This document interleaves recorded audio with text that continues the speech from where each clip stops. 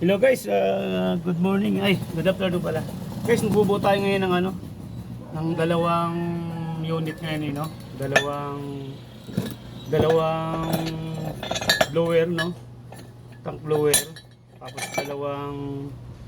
dalawang plate. Tsaka dalawang nozzle, no? Ito guys, dalawang nozzle. Ang ginagamit natin to guys ay GI, no? GI na 3/4. Tapos yung kapal ng kapal ng plate natin ay 3 mm. Makapal to, no? Kaya hindi basta-basta bubutasin to. Kaya yung pag-sit up lang nito, ganito lang, no? Unahin mo to, elbow, tsaka tubo, no? 1 in 1/2 to, no? Ang ang tubo natin, no? Ayan.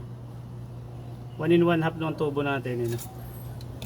Ayan guys, pagkatapos nyan, unahin mo to, idugtong mo to dito yung plate.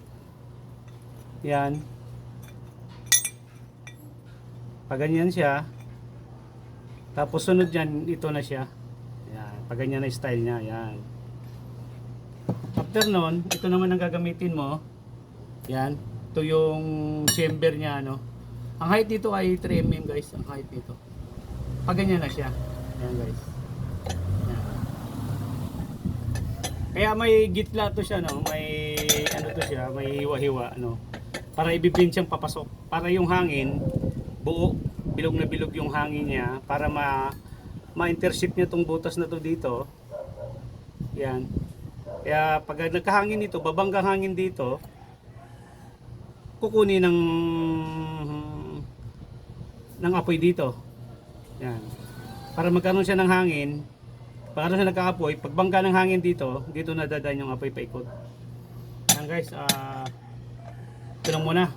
Idugtong muna natin to guys, no? Thank you.